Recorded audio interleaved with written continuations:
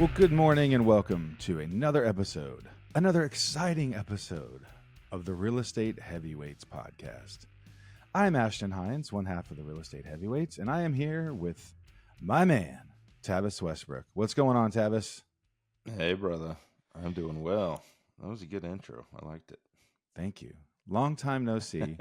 We hung out last night watching the Mavericks play the Lakers, and yeah, I may stay up later. When I stay up that late, I wake up, I have a nice deep radio voice, so I may have to do that again. But yeah, it was cool. It was you guys were a little bit late. I went over to Buffalo Wild Wings, and that place is a little sad. It's not very busy, and I get there, and the game starts at 6:30, and it's 6:34. And there's not one TV out of the 50 that they have that's on the Mavericks game, which is just on ESPN. It's not on some random channel. So Buffalo Wild Wings, who has sports on every channel, didn't have ESPN on. They had random soccer and random racing, and it was really bizarre. So I requested that they put the Mavericks on, and then they put the sound on.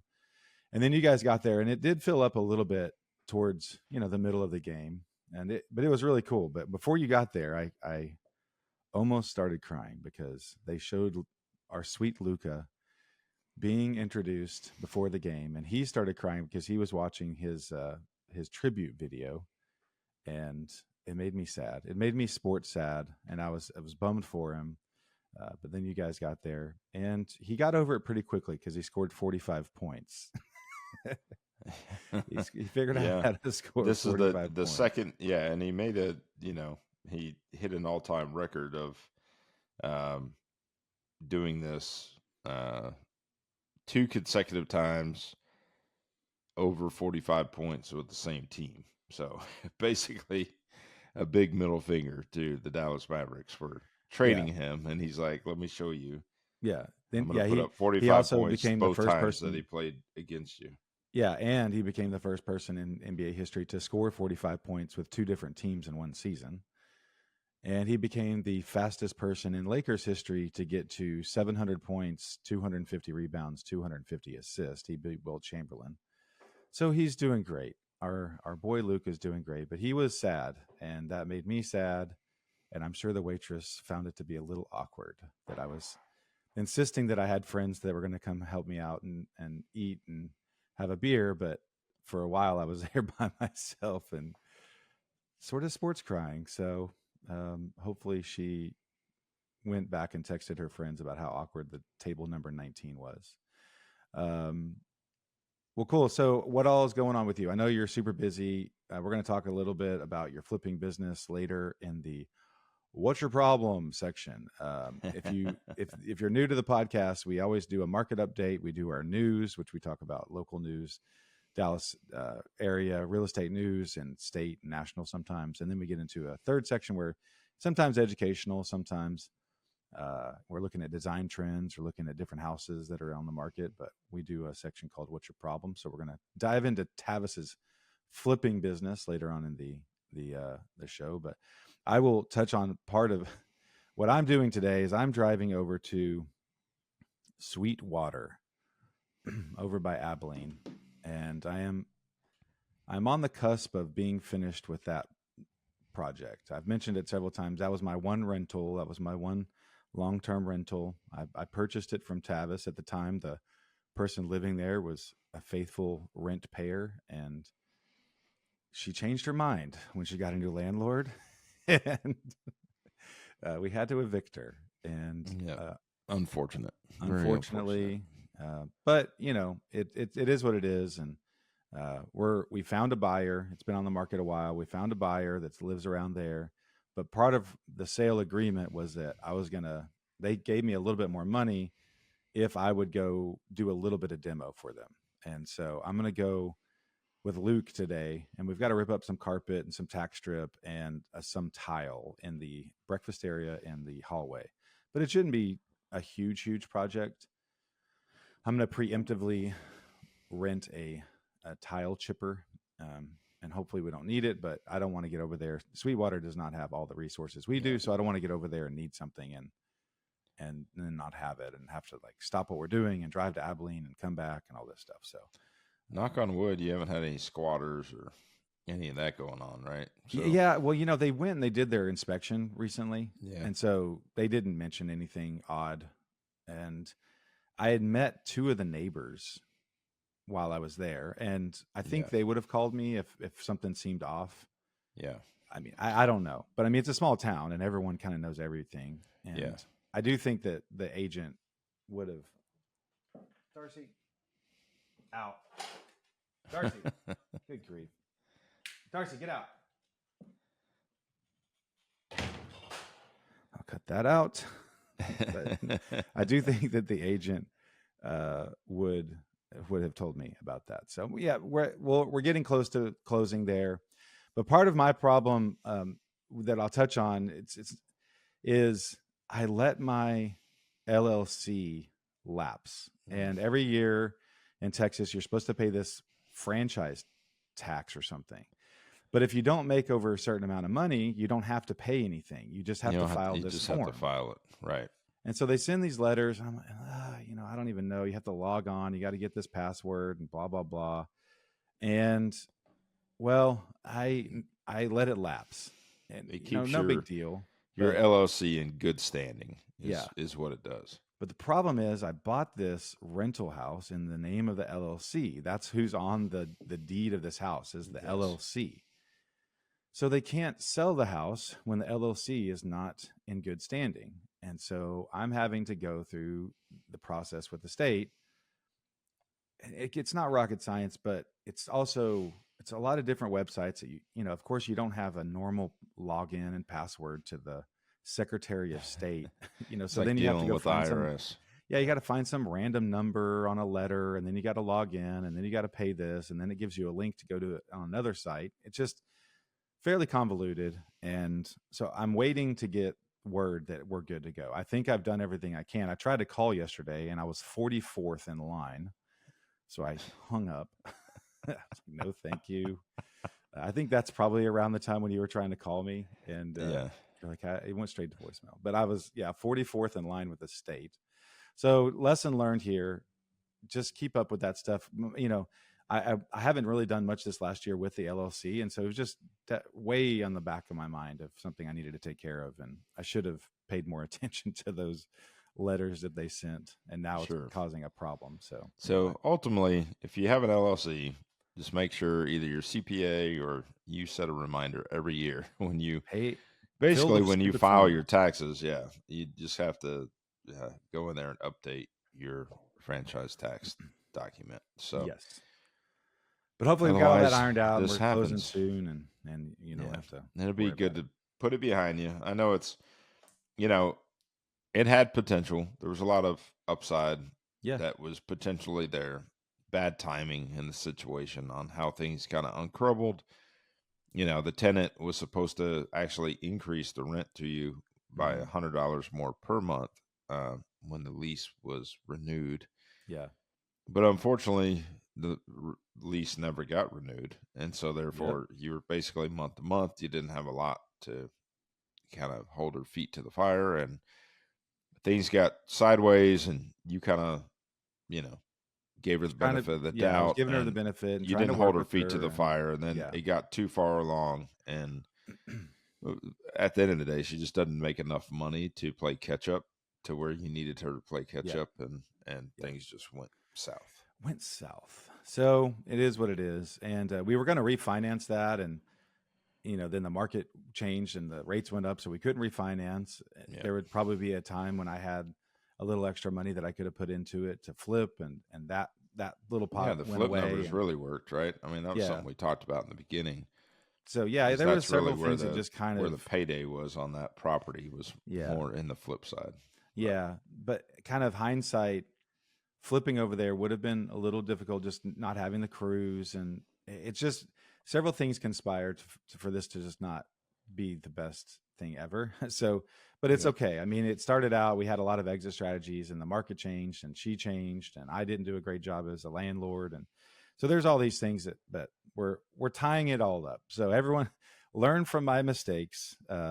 First of all, file your franchise tax form to have a good lease in place, and follow the lease. When someone stops paying, have steps in place. This is not a personal thing. This is just hey, this is how we're going to do things, and follow through. And it would have been just better off. But I'd never been a landlord before, never had a rental before, and just made some mistakes. So that's what I'm here. I am here as a light on the horizon to show you the way, and I'm making mistakes for you so you don't have to.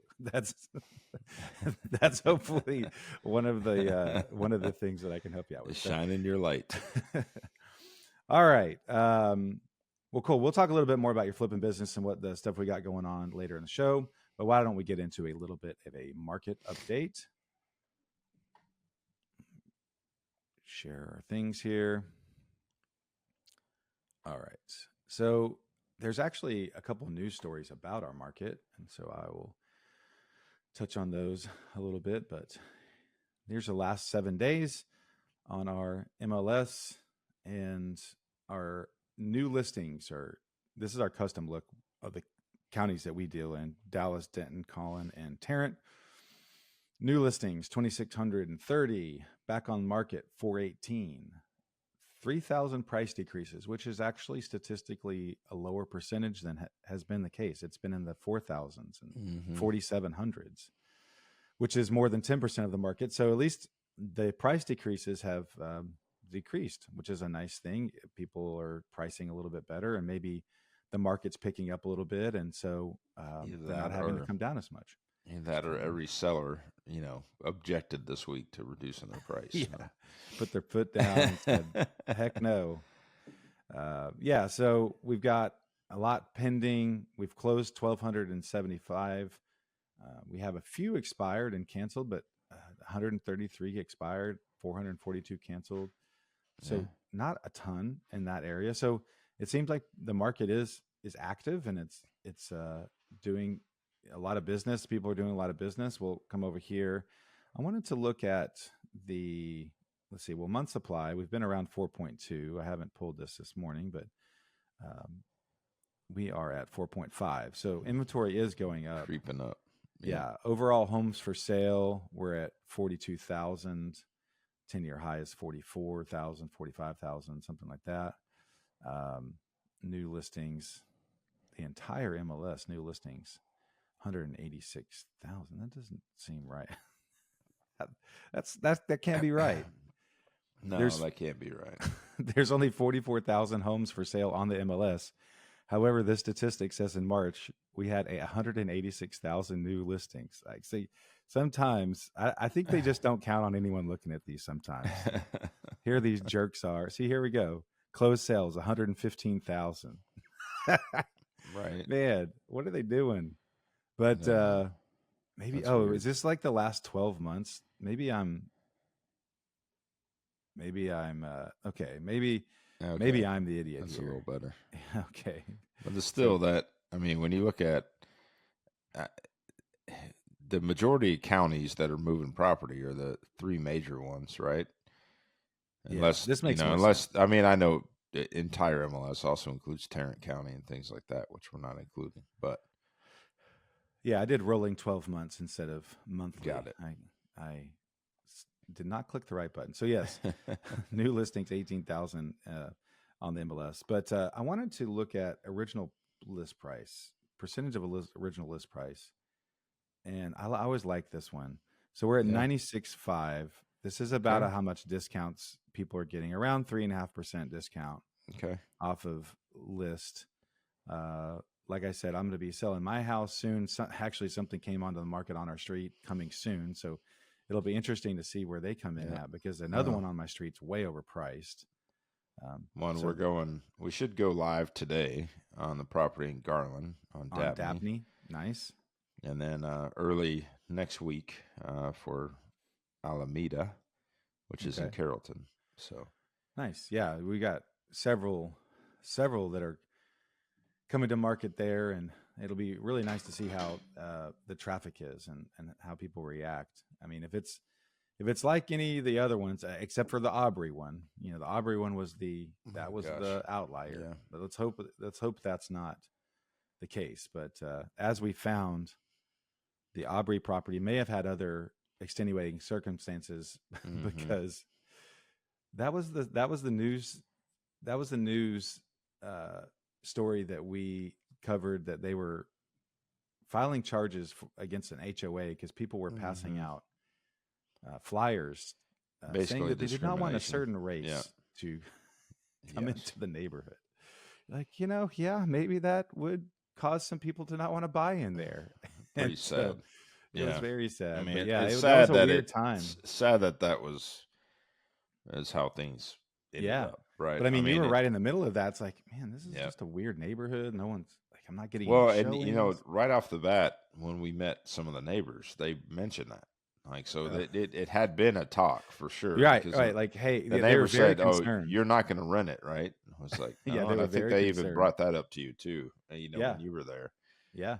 I was like, "No, we're not renting it," and they were like, "Well, hopefully you don't sell it to another investor that's going to rent it." 'Cause the basically, the Section 8 housing Yeah. is taken over up here.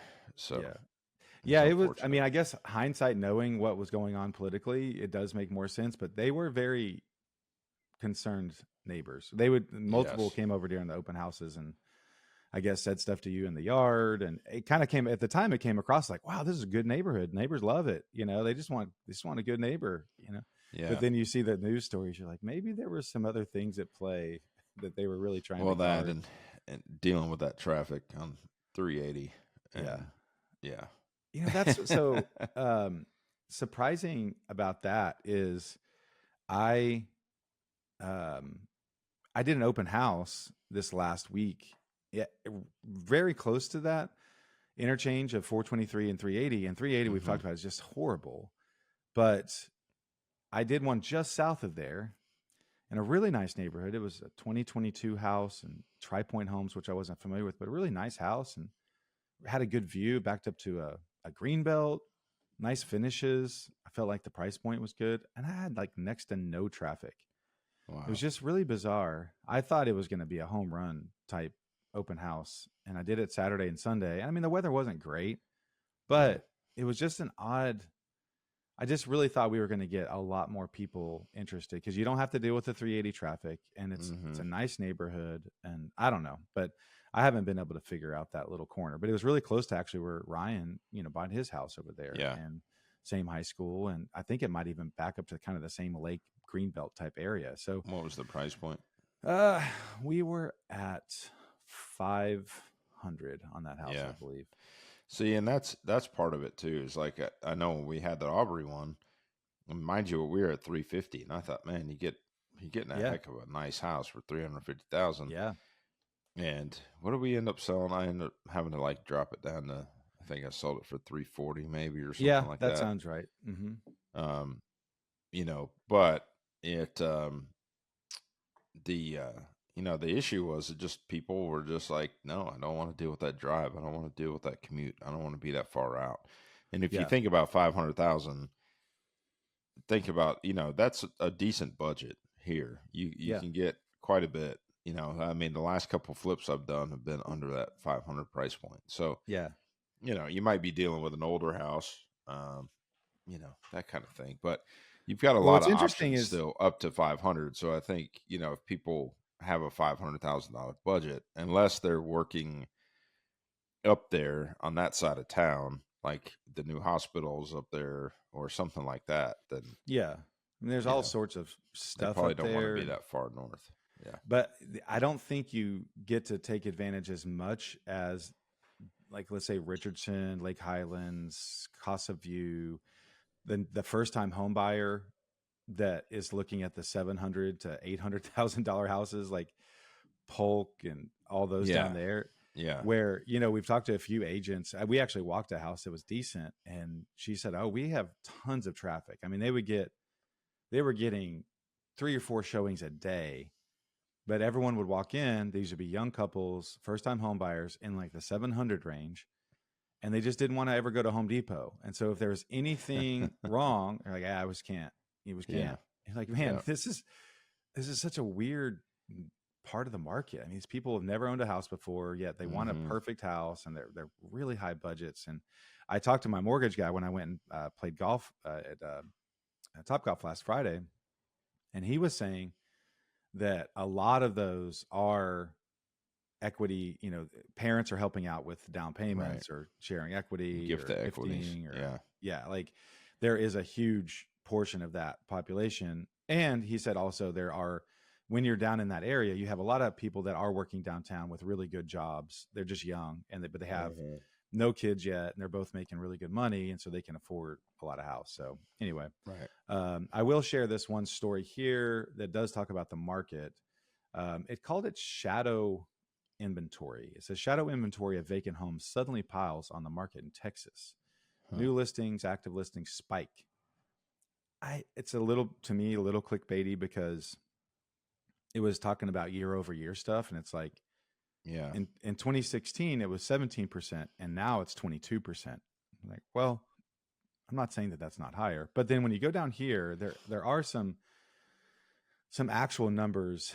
So it says in Dallas Fort Worth metro area, active listings jumped 38% year over year, and then 91% from 2 years ago to 23,675 homes, the highest for any March in the data by Realtor.com going back to 2016.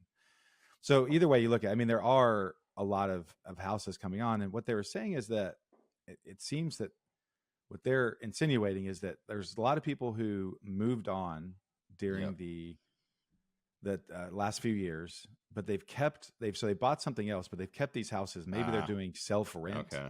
Maybe they're trying to limp along. Hey, let's just rent it out. Let's just see if I don't know. But now maybe there's something that's changed in the market where a lot of these are coming onto the market. They're vacant. And so they're attributing this large jump in active listings to some of these vacant homes. Got it. So I don't know. Maybe there's just a lot of for rent by owner type stuff, and that's what they're seeing. So I'm going to try to dive into those numbers and see. Or they've hung on to them. Now the economy's shifting. They've got equity sitting there, and they're like, they do have some equity. We'll get maybe they can get out and not lose their shirt. And So all right, let's go on to a little bit of news. The Dallas Morning News. Texas home insurance premiums are up 27% over the last 3 years. We've talked about this, and it is becoming an issue. It's about $100 a month-ish is kind of the average rise, which when you combine that with the rise in property taxes and your basis of your value of your house goes up every year, it really does affect your mortgage.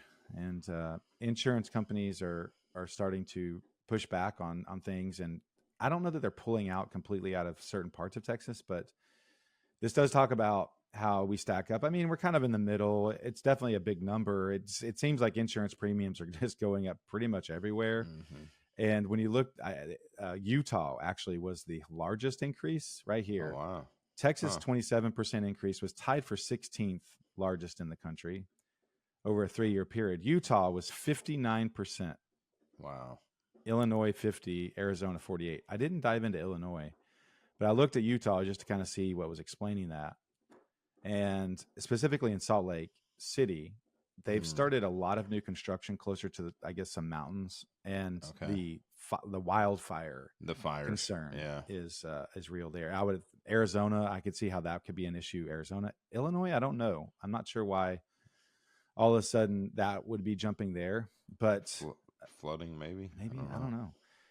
Texas, they cite the increase in severe weather, our tornadoes and our hailstorms and straight line winds that are blowing roofs off. I mean, lately we've had a lot of straight line winds. These these storms that come through and they're done in like 10 minutes. March, the last couple of years. Yeah, but I mean, you drive down 121 right now. I mean, there's just apartment complex after apartment complex with blue tarps on them. Yeah. And I mean, I'm sure it does. Sometimes it's like, I don't know if I need a new roof, which is kind of amazing. Like when we go walk a house, it's obvious that they haven't changed the roof in 20 years. It's like, how have you gone that long and not had any any reason to change it. Maybe, and they're not like they're just sieves like leaking inside. I mean, they seem to be doing decently well, but just like some areas escape these big hailstorms for 20 years at a time. It's kind of crazy, So, yeah. So our insurance premiums are going up. We've talked about it. Not really sure. It would be nice to talk to an insurance person just to hear about some of the solutions that they offer people. And we've talked about maybe roofing being untethered, or being some sort of rider, or if you want to be able to replace your roof after a hailstorm, it's a higher premium specifically for that, but it doesn't affect the rest of the house or something. I don't know. I would imagine they'll get creative. I did see an article last week about California. A builder there is they're doing a whole neighborhood of fire resistant homes. But they were like, of course, I mean, I guess California, no big deal, but it was $1 million starting point. And they were, these are 2,500 square foot houses, it seemed like. And you're paying definitely for the resistance to the elements. A lot of fire resistant siding, concrete. They did some other things as far as insulation and stuff like that. So I don't think we're going to get to that point. I don't think we can get a hail. I guess they could figure out a hail resistant roof. It would probably cost an arm and a leg. I mean, level 4 impact roofs are, built to withstand the hail. And when you get into commercial type roofing, TPO and metal and stuff like that, those are, better. Those are better, yeah. But expensive. And then if they're expensive like that, and then a tornado comes through and rips them off, good luck. You're going to pay a lot of money, doing that. So speaking of the Mavericks last night, watching Luka's first game back, I had heard this story. Actually, I think Anthony mentioned it last night, but he said that Anthony Davis, who we got in the trade from the Lakers, he's a top 75 player of all time in the NBA. Super accomplished player. Great. I'm sure it's awkward for him because it does seem like people don't necessarily want him here. So, it's got to be weird playing. But someone mentioned, he's like, he did this interview and he said, quote, "The only thing I'm not happy about is that I can't find a damn house in Dallas." He said, "I've been looking since I got there and I can't find the house. So me and the wife trying to figure everything out. But actually, Luka told me it took him 2 to 3 years to find a house. So I'm not trying to wait 2 to 3 years. I got kids." So I'm like, man, that's crazy. So I like, well, what kind of house is he looking for? Well, obviously, at least 2 million plus, I would imagine. Okay, well, so I went, yeah. All right. I went back to his LA house. I was like, well, what kind of house did he leave? So what is he looking for here? Okay. Yeah. So I went back. And turns out his LA house was on 3.5 acres in LA. Oh, wow. Was on 3.5 acres with amazing views. Okay. It had a tennis court. 31 million, it said. It was $31 million house. 20,000 square feet. So yeah, he's trying to find something comparable. I'm sorry. We don't have that kind of Yeah. A 3.5 acre property. How many with square views, feet? 20,000. Oh gosh, yeah. No, he's looking for like Preston Hollow. He wants like like one of a kind type things that probably don't come up every day. But he wants George Bush's house, or something. But even if he found land and wanted to scratch build something it would take 2-3 years probably. Absolutely. So yeah, it's not like, oh man, yeah, K-Hovnanian's inventory is just really dried up right now.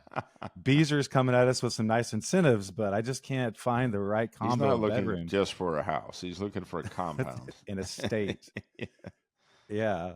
So one thing he's like, yeah, whenever the Lakers come to town, my guys are going to hit me up. I'm like, hey, let's come check out the house. Let's hang out some. He's like, I don't have anywhere to put them.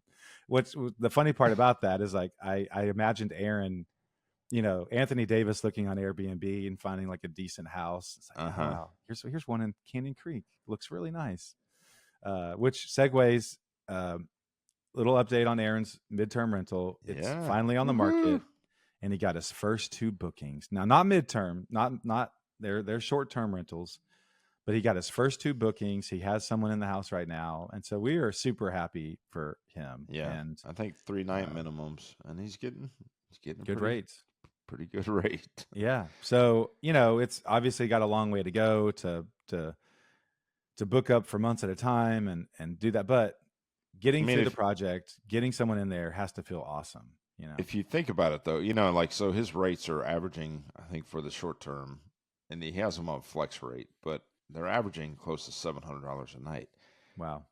And that said, though, if you think about it, I mean, that sounds like an extreme amount of money for an Airbnb, right? And to some degree, unless you're on an ocean or some kind of Anthony Davis's old house or something. yeah, something that's He could Airbnb this 20,000 square foot for at least 700 a night. right, something that's more specific, or destination type of Airbnb.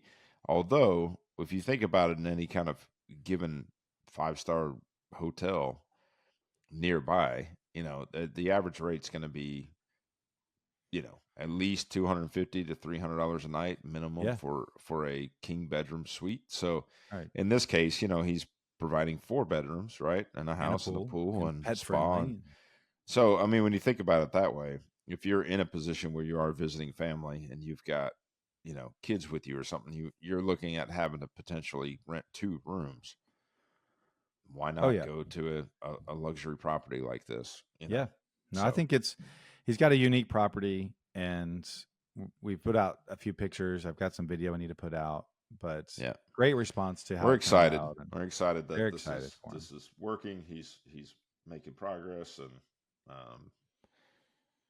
But I excited asked to you, see I where it said, goes. could there be any level of success to this high end, midterm, short term game that would make you want to jump into Canyon Creek or, Highland Park and go into the $2 million, the $1.5 million high end midterm game? You're like, nah, I kind of I like my lane. I'm doing okay with it. Let's let that ride for now. Yeah, So. exactly. Yeah. All right, let's we're glad get that it's into working for him. So yeah, we're excited to yeah, see where it goes. for sure. He's Super happy for excited him. just to get money coming in versus Heck going yeah. out finally. It's been going the wrong way for a long time. Yeah. So very, very happy for him. All right, let's get into our segment we call What's Your Problem? And today we are going to talk about the problem, and we've mentioned it before. So early in the year, Tavis made the proclamation. He walked outside and yelled into the universe, "I'm going to flip 20 homes this year," and started the work to make that happen. And I mean, it's been going well. I mean, you're definitely picking up the volume, but this week it seems to be the week maybe that it's like, okay, not impossible. You've done this before. You've done high volume before, but there are just some issues with scaling that pop up. And so why don't we dive into some of those problems that we've been having? I know over in Alameda, which is the Carrollton house that's going to be coming on a little bit after the Garland house. That seems to be the one where that was a rush, and there's just been a few things that were either skipped or not done great by the guys, trying to stack people on really tightly. And so why don't we just talk about one of the problems of scaling is just scaling your guys and getting them there on time and getting them to buy in and all that stuff. Yeah. So, I mean, we've talked about this a little bit before. And if you go back and listen to some of our early podcasts when we go through Flipping University, we talk a little bit about how our trades, are set up, what their mindset is and things like that. And a lot of times they may or may not have a lot of people that work for them. And so they also don't think very far ahead sometimes. They kind of think about what's going on right now this week. And, my trim carpenter, for instance, he was arguing with me day before yesterday. You're pushing, and, it's not ready. And you're not asking me, you're telling me, and that is something I have to personally work on because some of these guys get their feelings, ruffled, when I'm saying, hey, this is what I need from you versus, hey, when can you do it? Right. But I guess that's a little bit of difference, because I saw that happening when you were doing your flips. You were asking everybody, "Hey, when can you do it?" And they'd be like, "Oh, 3 weeks from now." And you'd be like, Sounds "Okay." great. See you then. And I'm like, "No, that that won't work. I need you here at this Yeah. time." And so, that's a little bit of the difference. They just don't understand how all the puzzle pieces go together in the sequence until they're on top of each other, and then they're frustrated. And then they're like, "Hey, there's too many people working here. Like, I can't Right. do this." And they're like, be patient, give it 30 minutes, and you got the house to yourself. Yeah. But my trim carpenter was pushing back, and he's like, you didn't ask, you didn't, whatever. Now you're pushing me. And I'm like, go back in the screenshots from a week and a half ago. And I go, here's 3 different times over the last week and a half that I've asked you and pointed out a time schedule of when this property would be ready for you. And I go back and I look at it and it says, "Hey, next week Alameda is going to be ready Tuesday, Wednesday, potentially for you. How does that work in your schedule?" And it was like a response of "Okay," right? And then a week goes on, we go into the new week, and now all of a sudden it's a surprise. What do you Yeah. mean? You're telling me, you're not asking me. Well, Yeah. I'm like, you don't read my text. Yeah. The reason, and the guys get upset. I am a texter, and I do text a lot. Part of the reason I do that is it's documented. You can go back, you can find it, and you can go scroll back in your list and look at what I text you. It's a breakdown, it's a list. I know that's annoying to some people. They rather see it like on a piece of paper or like broken down bullet points or something that's Yeah. very neat and tidy. Well, But and to I'll say me, it's from, like in the text messages broken down, right? yeah, no, so from a scaling standpoint, this is one thing that might be a growth thing is from my perspective, and maybe this is where they run into it. There are times when, especially these guys that are doing 2 or 3 jobs for you in a time, Yeah, that if when you're having to scroll through, because we text so much, and you'll say, "Oh, I sent you that," or "I remember you sent me like a, whatever, some guy's name 3 sure. months ago," Yeah, and I'm like scrolling, trying to search. It does take a while, and so maybe there. So this is yesterday. I was suggesting. I was like, "Man, do we ever do like a little barbecue or something with your main guys? Because you've been working for a long time with some of these guys, and some of them you really trust. Like your plumber and your electrician and your window guy. A lot of these guys, like you really trust them, and I think that yeah, they have your best interest at heart, and you have their best interest at heart, and you ask about their families, and so I think everything that they would tell you would be, productive. And so there is a part of me that would be interested to hear from them, like, hey, does this work for you? How do other guys do it that works? What would you prefer? And not that you can do a custom communication yeah, plan for everybody, but maybe there is something that's like, hey, actually, this guy does it this way, and it really works well. yeah. So I don't know. I mean, Well, I and I know it's and frustrating when they don't. The biggest frustration is when they ghost you. It's like, right. and then you just have no idea. Well, And like, or like your flooring guy doesn't show up till 7 at night or something, and it's yeah, like, all right, send me pictures when you're done. It's just like their schedule is so much different than yours and everyone else's, and so then you're just trying to juggle. But this is also why some people aren't successful at this, and they can't do right. it. It's like you've kind of figured it out, but it does come with problems. And then Well, when you have one going, it's one thing. When you got 3 going, it's a different thing. right. And it brings up a good point. I mean, a lot of people always push back and say flipping is not scalable, right? It's not an easy scalable business, right? There's so many variables that play in line. And to me, I think there's some truth to that, but on the other side, there's the construction part is the biggest thing that you have to figure out. And we operate, and shout out to my friend Keith Francis from years ago that was a custom builder. And so a lot of my systems play like a custom builder does, right? Or like a builder does in general. And I know that there are systems in place, like with production builders, they're scalable, right? It's a very scalable Yeah. business when you think about it that way. And those, they have systems, they have, like an online portal or some kind of, software that they go in, and there's a schedule and there's a check the box and there's Hmm. updates. Now, getting the guys on board with that to actually do that other step is a whole nother nightmare, but Yeah. Yeah. it does exist. I mean, those things do exist out there. Um, and I know from like even being involved in the cabinet company, one of the hardest things ever was just to get the guys to track their hours and their time on a specific job or a specific task. Okay, you're doing 123 Blue Street. How long did it take you so that we can try to understand the hours involved and track our numbers and make sure that we're pricing correctly based on time, effort, and labor to build these cabinets. And so that was something I would task the team to, track their data so we could understand it and we could back into it. We could figure out, the hourly rate and all these things and then convert it to $1 per foot, and it was like pulling teeth. Nobody would follow that system. Nobody would report it. And then it would be a week later and you go, how many hours you spent? And they're going, Yeah. I don't know. So it is, I mean, those things do exist, and it would be great to get everybody kind of on that system. Yeah. The hard part is also training somebody else to, to replace me in that project manager that does think enough ahead and thinks in the sense of dominoes, right? Because some things happen, and we've talked about this before, like when it comes to some of my other bigger commercial trades that I use, like flooring. Okay. That's usually a 2-week lead time. I've got to set that date and have enough elbow room in there to where I can say, okay, this is the day they're doing floors. And then know that we're going to be led up to a point to where they can go ahead and do the floors, and I can get electricians and plumbers in there prior to that point. So there's less traffic on the floors and, and kind of lay it out in sequence. Yeah.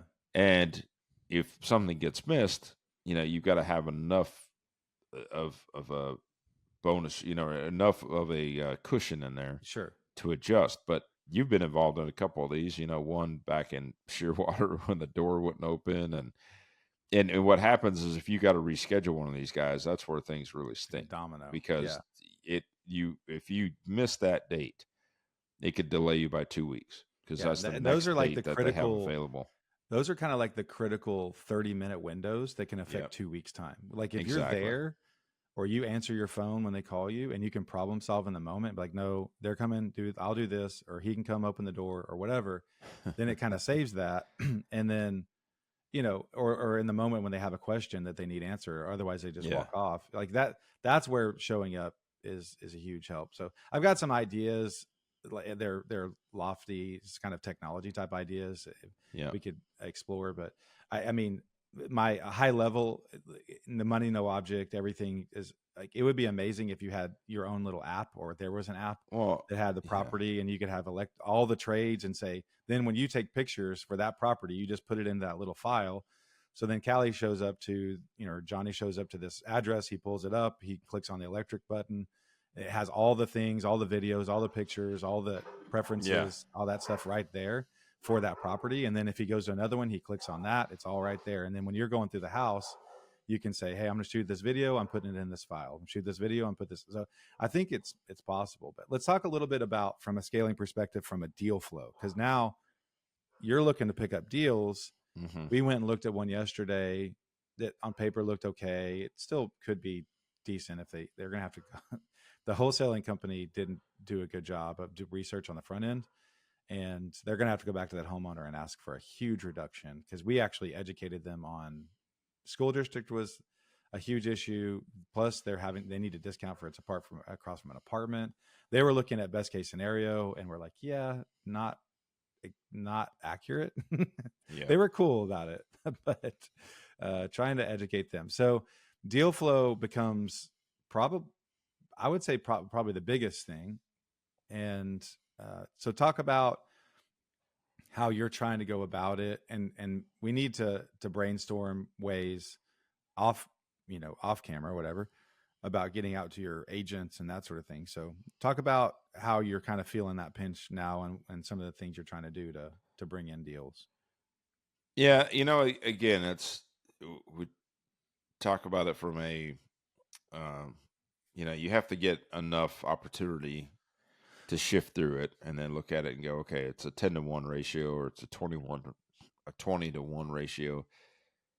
And you've been doing a good job lately. The stuff that you've been, looking at and we've been poking around at are either an MLS deal that a wholesaler got under contract and then they're trying to resell it, which a lot of times they don't buy them deep enough. And, it's great that they got it under contract, you know, because, there's always been a pushback against like MLS deals because it's like, oh, if it's on MLS, I can find it. Well, the reality to it is we're not running MLS every day looking for deals. Yeah. So it is nice when you get a bird dog that finds one. The bad part is you've got too many people in that equation that think that the property is worth X amount of dollars. Mm-hmm. And when you back it down, you've got a lot of people to convince. We've got to convince the wholesaler that it's worth less. We've got to convince the agent that listed the property that's worth less and the homeowner. So there's a lot of people in that equation. The more opportunities we get, direct to a seller or an agent, a lot of my business comes from other agents, but usually what happens, the deals that work is the agent will contact me and say, hey, I've got a client. They're in this situation. They're looking at selling to an investor. Basically, they're looking for the convenience, the easy button. We trust you. What do you think? And they'll send me information. Yeah. And then I can scrub it and say, this is about where we would be. If we could make this work, this is about the price point that I would need to be. Is this something that they might consider net to seller? And it's either no way, they're looking for something $100,000 more. Okay, great. Thank you so much for thinking about me. Here's how the numbers work, just so you understand where I'm coming from. But this is how it works. And they usually say, okay, great. And then the other side is nobody says, yeah, they might be okay with that. Yeah. Come look at it, or when can you see it? And then I'm like, oh, let's go. And So that definitely works with you and they trust you. So my thought is like, okay, how do you scale? Because that does work for you. yeah, So like, how do we get in front of all of the agents you've ever worked with, or how do we find new agents, or how, and I know you've taught some classes and that sort of thing. So to me, my thought is like, let's really lean into that. And what can I do to help you with that? Is it uploading emails? Is it trying to figure out that part where you can do kind of a email blast once a week or once a month to kind of put your name out there, or doing a get together, or I don't know, but you've had such success with that. But right now it's kind of a reactive thing. Like you're definitely just kind of like, hey, if they call you, like you can do something about it.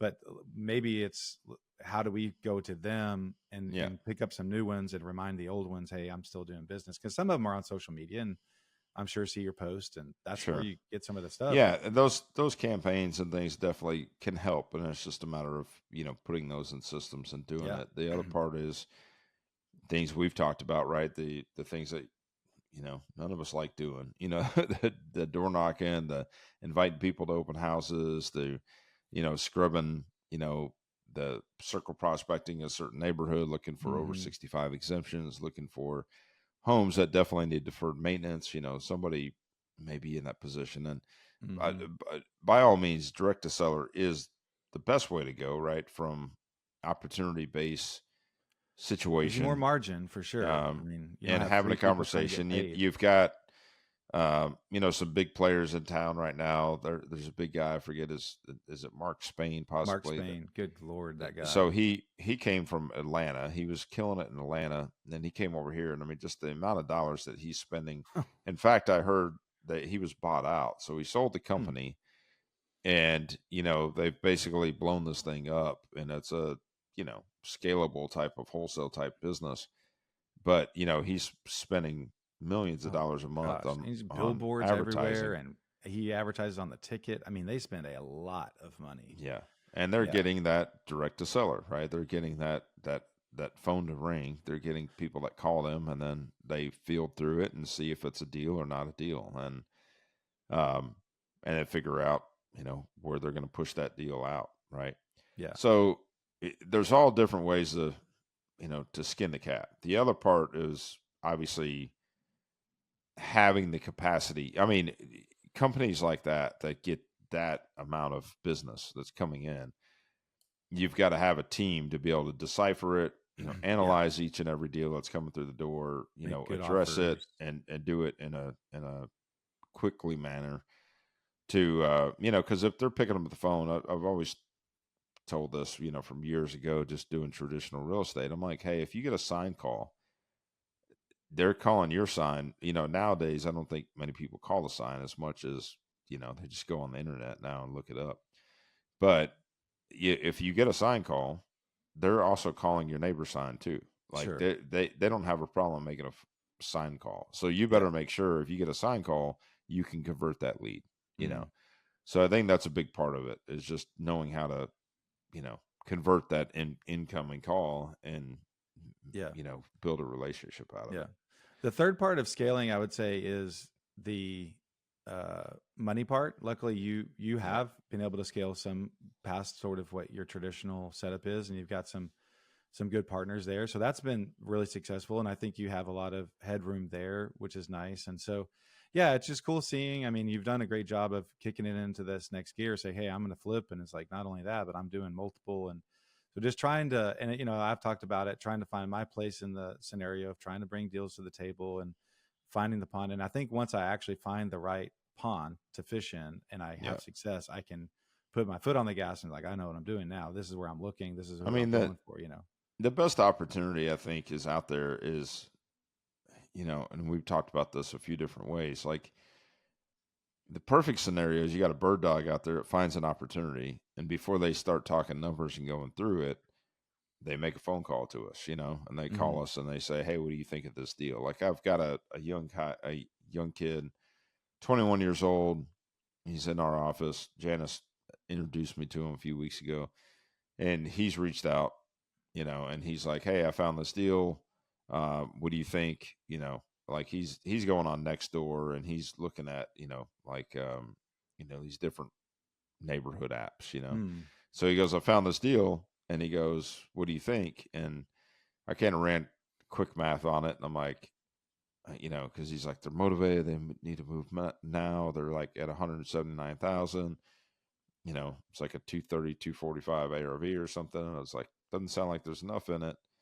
Uh, let's look at it. And then I kind of went back to him and I said, "Hey, what's the opportunity look like?" Well, anyways, turns out it was already listed, because I said, Mm.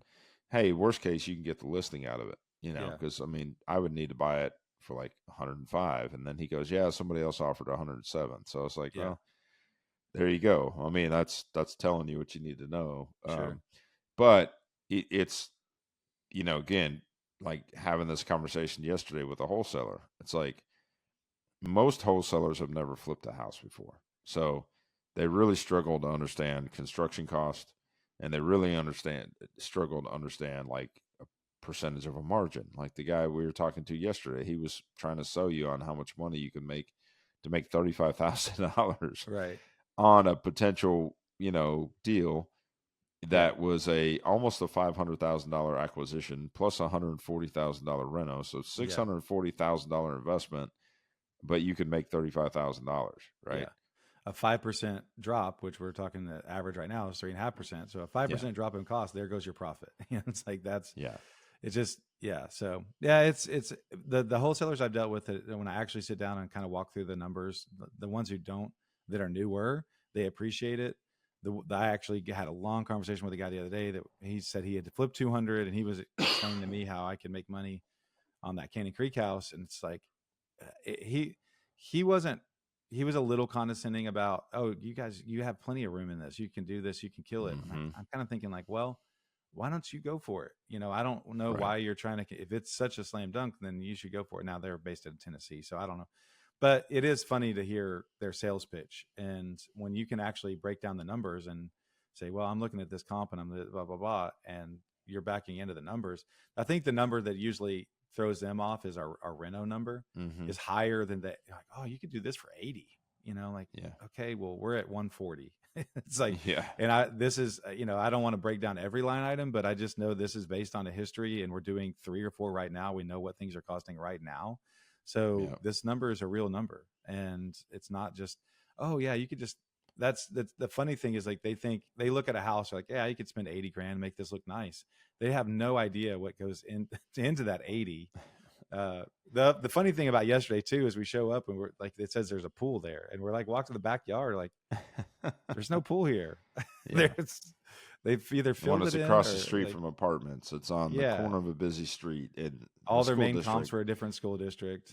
Yeah. Yeah, So I, which I is mean, my bad on that, as I could have dug in a little bit more and said, like, what is, Yeah. because the numbers looked great. I'm like, well, the numbers work on this. This is a nice neighborhood. The numbers work. Like, let's go look at it. So anyway, we got some La Hacienda Ranch lunch out of it. So anyway, all right. Well, that will do it for today. If you have not, find us on Instagram and in Facebook. Go follow us there. We're always posting about the projects we're working on, the open houses that we're doing. We're doing several open houses for Tavis's flips coming up soon, and so you can get some cool up close and personal looks at those. They are turning out great, so you want to see them. We've got one in Garland off of Firewheel, and then we have one in Carrollton off of Frankfurt, and they're both really good examples of the flips and how they turn out. So come check it out during the open houses, and if nothing else, look at the videos and share them with friends. Thanks for tuning in. If you haven't yet, subscribe to Apple Podcast and Spotify so you know every time that we post, and we would love you forever. And until next time, I hope you have a great day. Later, guys.